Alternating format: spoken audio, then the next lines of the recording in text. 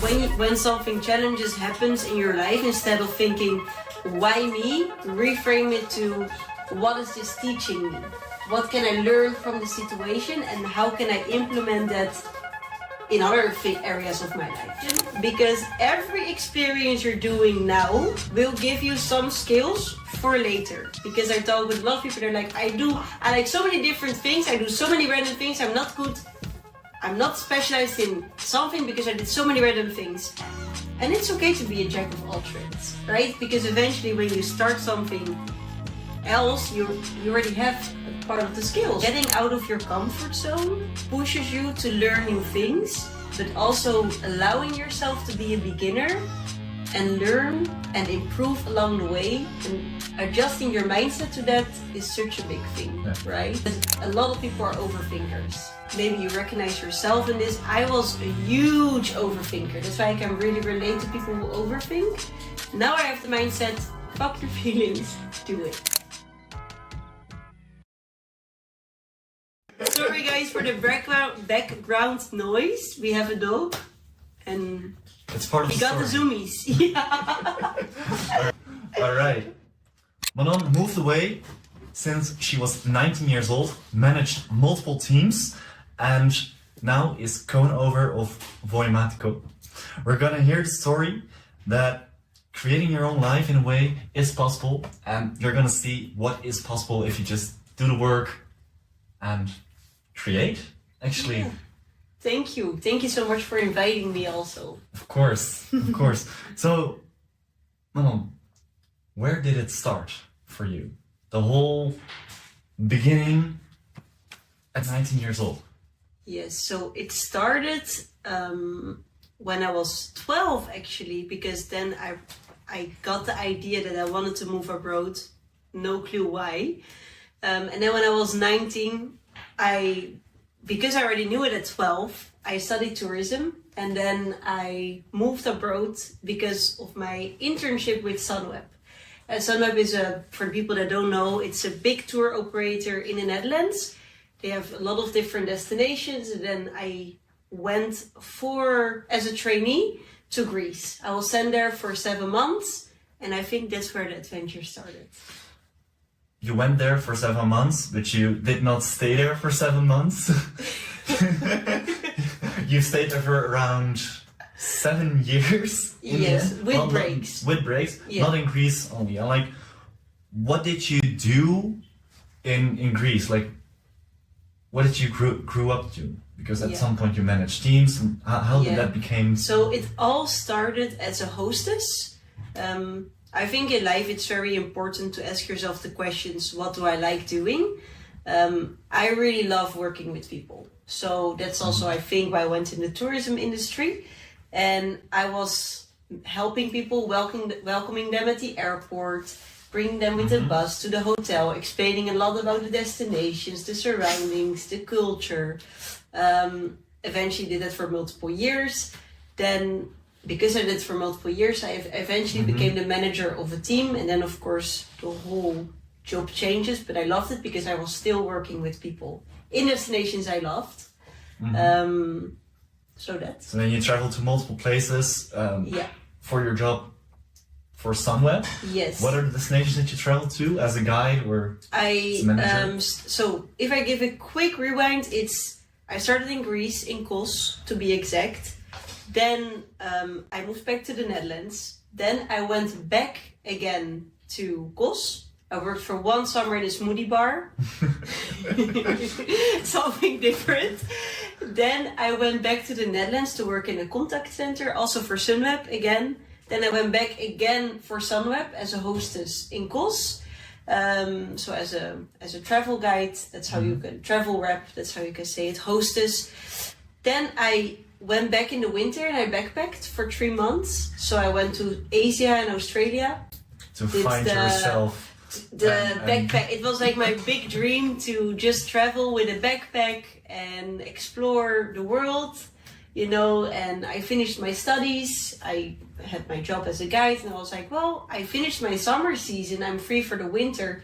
You always can choose. Do you want to do a winter destination? Do you want to do winter sport, winter sun? Or are you going to take a break or work in the office, and I was like, I saved all my money, I want to go for a backpack trip. So I did that for like 4 months. Then I came back to Greece, worked in Zakynthos, different islands. Then I got the function to not be the team lead, but be the second hand of the team lead. Then eventually I came back as the team lead in Kos.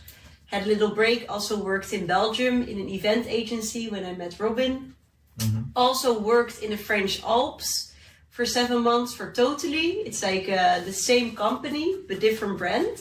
So you have Summer Group, different brands. And then I was organizing student trips in the French Alps. So also something. So through all those years, what did you learn? I learned, I think network is everything and beginner's mindset is everything. There's always like getting out of your comfort zone pushes you to learn new things, but also allowing yourself to be a beginner and learn and improve along the way, and adjusting your mindset to that is such a big thing, right? Yeah, and that's the thing, like at some point you met Robin. Yeah. He was already working remotely, he was already building on his own business. Yes. And you've told me before that you always wanted to start your own business, right? Yeah. But then you had multiple ideas. How did it go? Like, I think many people want to start their business and then... So, you know that feeling in your body that you're like, I really want to do something, but I have no clue what I want to do, because the only thing I know is working for someone else, because the job is already created and it's easier, right? Because doing something for yourself takes a lot of courage, because you have to get out of your comfort zone. So it all started that I was feeling very insecure. I was believing that I was not able to grow a business. And also I tried a lot of different things. I tried YouTube, for example. I tried launching a first retreat, which completely flopped. And now I'm looking back at all these things, and at that time I was crying about it, you know, because I was like, oh, I failed. And now I'm like, whoa, I did so great, because I was trying, and from everything I did, I learned a new skill, and eventually some idea will happen, right? And it's a thing I see with so many people. I talk with so many people that want to start their own business, and then they're like, I'm not believing in myself, or I believe in myself, I don't know what to do. And I'm like, what makes you happy? What gives you fire? Start with that. Don't think about the end goal, about the main money. Of course we have to make money, but if it's only about the money, there are so many other things you can do. I think to grow something that you love doing is just getting out of that comfort zone, taking that first step, and try different things. Don't be too hard on yourself. And how was that for you? Because at some point you managed to move from Kos, like where you was a manager for multiple people. Yeah. Then you moved to Madeira. The company somewhat did not like it because you wanted to move to Madeira, right? Well, no, they supported it. They supported it for the winter, but they asked me if I please wanted to come back in the summer to Greece. And because I didn't want to leave Madeira. And that was the moment that I got really pushed into starting my own business, because then they told me in an honest way, look, I don't know if you can keep your job in Madeira because we don't have enough arrivals in Madeira. So maybe you will lose your job there. So if you do, like, you have to go back to Greece because there's a big team waiting for you. But I just felt in my core like, no, I don't want to go. I want to stay in Madeira. I'm tired of traveling. Side note, I was traveling for almost 7 to 8 years at that time. So I was just tired of it. Before the term digital nomad ever existed. Exactly. I didn't even know about that term. Now I'll be like, oh, okay, makes sense. I wasn't digital nomad because I was literally staying for 7 months in one place and working. But I didn't know about these terms, right? Mm-hmm. So then, because I was almost losing my job, I got pushed into creating something. And that's how you started YouTube. No, YouTube is when we got stuck in Morocco. Actually, I think, to be honest, our whole journey started when we got stuck in Morocco during COVID. You and Robin, right? Yes. So then you already had like multiple ideas. of starting, but you did not start because of the insecurity. Exactly. Because of the insecurity, you already built up some skill sets through the work that you did, but you did not realize it yet. Yeah. And then you got stuck in Morocco. Yes. So at that time I was working at an event agency in Belgium. I just moved to Belgium. I met Robin, decided to take a break from the guiding life, moved to Belgium, to Ghent, worked in a really nice place. For the people, Robin, that's her partner in life and in business. Yes, exactly. Fiance. And we were actually supposed to work at Tomorrowland Winter. But the event got cancelled due to COVID. And we literally looked on the map, where is sun? Where is good weather? Where is no COVID? Okay, let's go to Morocco. It was a thing you heard on the radio, but it was not that big of a thing yet. Mm-hmm. We arrived in Morocco, did a road trip, slept into the desert. That's cool. It was amazing. We came out of the desert, my phone was exploded literally by messages because the airport had shut down. But we had no clue because we were in the desert.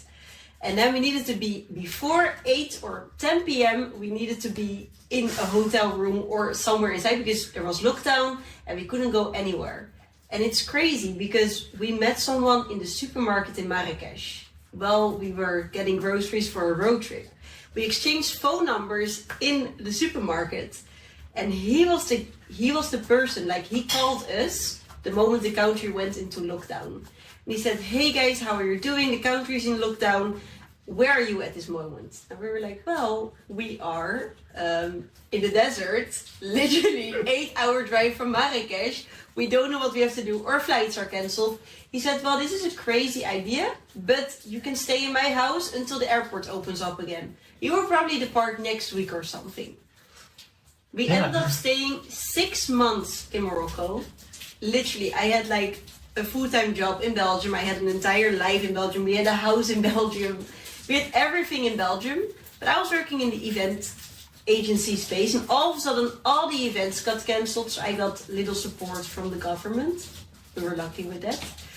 And then I ended up staying with this guy for 3 months in his house, and I started documenting that. So I started documenting that whole experience because I was reflecting, whoa, all of a sudden I have so much time. What can I do with this time? How can I make the most out of this time? Because when do you get the chance to not work while getting paid, you know, and work on something? And I was like, I always loved photo and videography. Let's document this whole thing and see what comes out of it. I managed to get a really tiny salary out of YouTube in a very short time. We were very lucky because we got exposure via we came in on the radio and on some television and stuff because we were stuck, right? It was an exciting. It was the main topic, right? It was a topic, like people the people who are getting stuck abroad now filming their lives. And, exactly. Yeah. So we got some momentum with that. Robin, he already had his coaching business, coached some people online already, but it blew up because also nobody could go to the gym, so he could grow his coaching business. We also had really big financial pressure because I got some money from the government. It wasn't a lot. We needed to pay rent in double places eventually. Robin almost didn't get any government support because he was in a different contract. He was working as a coach in the gym. So all of a sudden, if you're in such a stressful situation, what do you do if you have to pay your bills, but there's not enough money coming in? You start to become very creative. Fair enough. Fair enough. And that's how the journey started of, I think, entrepreneurship and trying things and learning from trying and having fun in what you're doing. And breaking your head against the wall. And so many times. So crying and like... For example, what are a couple of moments that you thought, well, I was building this YouTube channel and I got a lot of requests for doing it in English. But I'm Dutch. I have a Dutch accent. I will never get rid of my Dutch accent, no matter with how many people from the United States I hang around with. So I needed to challenge a limiting belief and start my YouTube channel in English. I don't know, maybe you also went through that, but it was I just started in English. That's amazing. So I was very insecure about my English, but did it eventually anyways, and it showed off. Of course, I got some reactions like, "Oh, you're Dutch. I hear you're look at the accent. Look you're at Dutch, the accent." You will always get comments about that, but then you have to embrace that because it makes you unique, it makes you authentic. Be proud that you can speak Dutch and English, whatever that it's with an accent. I mean, we're born in the Netherlands, right? And at the same moment, you learn how to not give a fuck about the opinion of others. Exactly. I think the opinion of others can be a great benefit for you because you learn how to not give a fuck about them. Yeah, that's really beautiful how you described it. Yeah. But of course, also when you get stuck all of a sudden in a country, I mean, thank God I already had experience with living abroad. But I was also just in a relationship with Robin. We didn't know we slept on a single bed for the first 3 months together.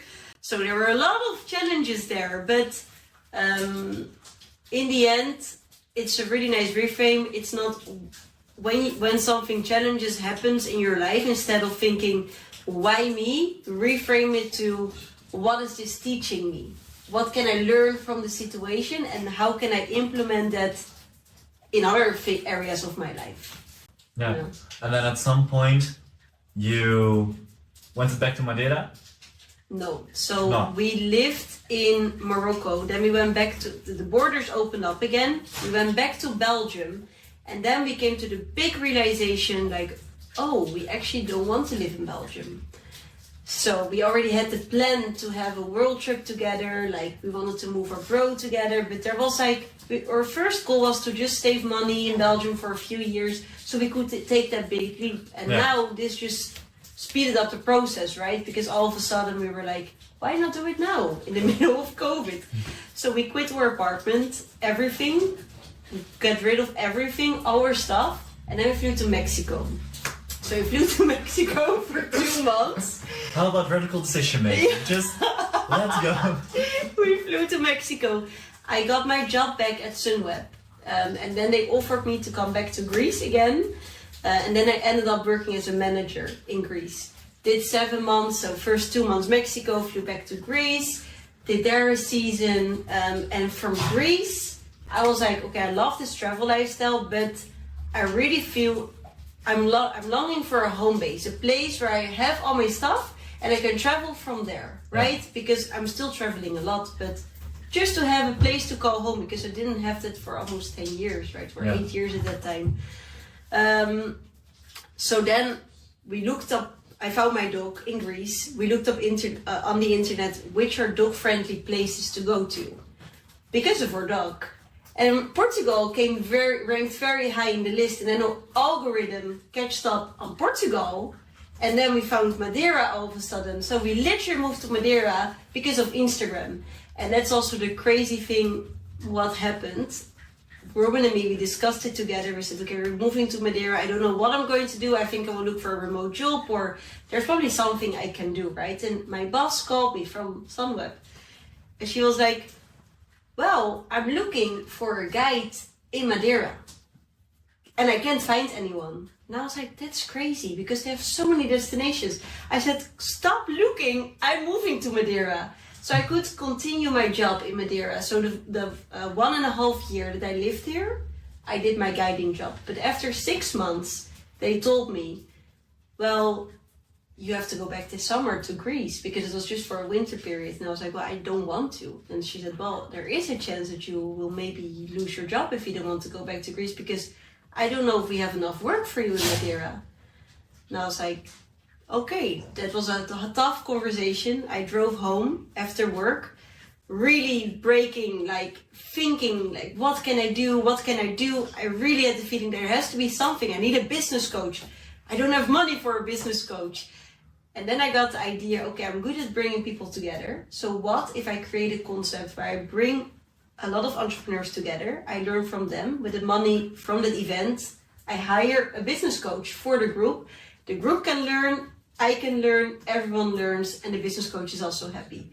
And that idea happened in like a 10-minute drive home. It was crazy. I arrived home, pumped from energy, told Robin the whole concept, called a really good business friend of mine, Matthias. He's like such a big part also in this journey.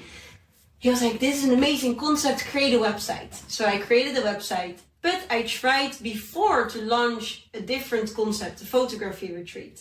which completely failed. So I was too afraid to talk with anyone about it. And yeah, that's how the business idea actually started. A girl scheduled in a call from my website. I had a call with her and together with Robin. And during that call, she actually described the entire concept. And I said, I'm organizing that in May. So actually... But it was a total bluff at that moment. Yeah, it was a total bluff. Yeah. And there's the saying like, move before you're ready. You moved before you even had anything. Exactly. I created the website. That was it. I had an idea. I created a website, failed concepts before, was too afraid. Did not tell anyone. Which is the best marketing ever. Just don't tell anyone. No, talk to everyone. Like, that's the thing now. Once you have a concept, talk with everyone, do market research. But I had no clue. I didn't know how business worked. That's why you wanted to coach. Yeah, exactly. That's why I wanted to coach. And eventually, with the concept we created now. And then at some point, like, you had to retreat, right? Yeah. Like, you build up the whole retreat based on the call you had with the client. The market research that was done. Yeah. Yeah. So literally a client of yours, well, that not even a client, because then the great objection, I need to think about it, came. Objections. Exactly. And then that's exactly what now we need to create this. Yeah. Then you got lots of, then it almost got full, and then the last one who booked in was that girl. Was the same girl. Yeah. And actually created the whole concept. Exactly. And the thing is, it gave me the confidence back. So I went, when the moment I told that girl during the call, look, this concept is happening. It's happening in May. I had 7 or 8 months to fully book the event. And all of a sudden I had a super clear concept. I had a super clear target audience. I had a super clear problem I was solving. So it was just doing the marketing right, talking to the people. I didn't actually start with social media. I started with my network, talking to the people I know, calling them, inviting them. And all of a sudden, the retreat was fully booked. So everyone thinks I started with a business. Oh yeah, I have to open an Instagram account. I have to open a social media account. Yes, that's amazing. But it's not the only thing. 100 years, 50, 60 years ago, social media didn't exist the way it exists today, right? Like, you have a network, you have a phone with an entire phone list with phone numbers you can call. Use it. Use it. You have one-to-one, one-to-many. Exactly. Exactly. Now, I believe 1,000,000% social media is amazing. Like, I'm very grateful. We put a lot of energy and time into building our social media because it attracts the right people. But in the beginning, when you're just starting out and you're feeling too insecure, like I was, then it's an amazing start to just start like that and start promoting it, slowly. Don't think about it, just do it. That's the best thing. But it's super easy, but a lot of people are overthinkers. And maybe you recognize yourself in this. I was a huge overthinker. That's why I can really relate to people who overthink. Now I have the mindset, fuck your feelings, do it. Or screw your feelings, do it. So what are a couple of things that you learned within all the experiences you had before even starting the retreat that came in handy later from the moment that you started? Wait, can you... What are the things that you learned that came in handy from the moment that your business actually started? Okay, so when I was younger, I did a sales job for 2 years. I did door-to-door selling, and all of a sudden I was selling retreats. So, all of a sudden I was selling retreats. So I realized it's very handy. Dushi! Ja, zoomies. Oké, kun je hem even stoppen? Ja. Okay, he's down. And it worked. Dog. We just started sprinting out of nowhere, sorry. So that's actually a really good question, because every experience you're doing now will give you some skills for later. Because I talk with a lot of people, they're like, I like so many different things, I do so many random things, I'm not specialized in something because I did so many random things. And it's okay to be a jack of all trades, right? Because eventually when you start something else, you already have a part of the skills. I did 2 years door-to-door selling. I learned so much from that job, which eventually helped me in my job as a guide because I was selling excursions there. But I already understood the whole psychology behind sales, so I earned a lot of commissions with that because of the selling experience. Then working with people. How does hospitality work? How do you make people feel comfortable? I even worked in like a shop where you sell fish, like in a fish store. I even learned how to calculate and how to handle, clients. Like every tiny experience, every job teaches you a new skill. And I was working in the event space. I was managing a lot of students. I learned how to manage projects and students. As a manager, you learn completely different skills. And now with the business I'm having, we're growing really fast, and I'm reflecting like it's really because I had all the experiences from the past, and I was trying so many different things, learn from it, and I'm implementing that in the business I'm having now. And it just helps me because it also makes you feel confident, right? Yeah, so nothing that you do comes to waste as long as you keep on doing stuff. Exactly. Never stop doing things and see every skill you can learn as an opportunity and never see it as a wasted time. Like life is really as a train that's with people, but also with skills. Sometimes your train makes a stop at a specific station and then it continues, right? Yeah. And every station there's maybe new people that step into your train or new experiences. And from the train, continues while you're growing during the ride. That's how it works. Yeah. And now you have Viomatico. Yeah. That's how I think Viomatico. Viomatico. I pronounce the Italian in a way, but that's fine. Viomatico. We didn't choose the right name actually. Viomatico, and then you organize retreats, especially for entrepreneurs. Yes. How they can grow, and it's full with activities that you can grow, that you can learn, and that way build a network. There's a community bounded to it. Yes, exactly. So it's really the concept of bringing entrepreneurs from all different parts of the world together. They can also be from all different kinds of scenes. So we have marketing people, sales people, we had people with their own wineries, we have people with their own property business, virtual assistants, freelancers and founders from every kind of way. But the thing they all have in common, they value also their fitness journey. They value being active because we believe that as an entrepreneur, you also need a healthy body because your body is your engine, right? And to get a sharp mind, you need good habits, good state of mind, because the moment that's all in order, you will also improve in your business because you're feeling good in your body. So we do business workshops and masterminds and skill sharing, and we combine that with activities and adventure. From the two of you, so from you and Robin, like Robin is the physical expert because like the personal trainer, everything and how that comes together. Yes. And just you working together as facilitators. Really, that's how we call ourselves.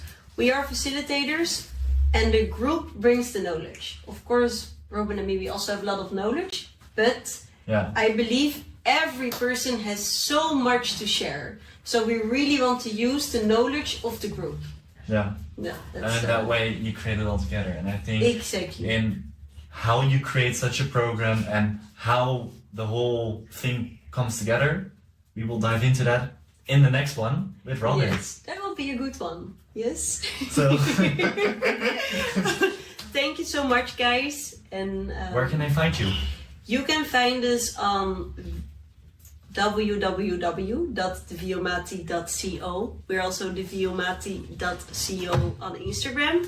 We also started a podcast, so you can also find us on the podcast there. And we even still have a YouTube channel. It's called Travel with Manon. Not very active at the moment, but there you can see all the past adventures. And I think you can share it in the show notes. Of course, like Instagram, websites, and I will just ask, what are all the things? I will send you a text message, like, what are all the things that needs to be in here? And then I just implement it there, and they can find everything in the description. Yeah, perfect. Thank you so much. Of course, thank you for having this nice conversation. Thank you. And for having the dog around us. Sorry guys for the background noise. We have a dog. and It's part of he the got story. the zoomies. Yeah. All right. Ciao.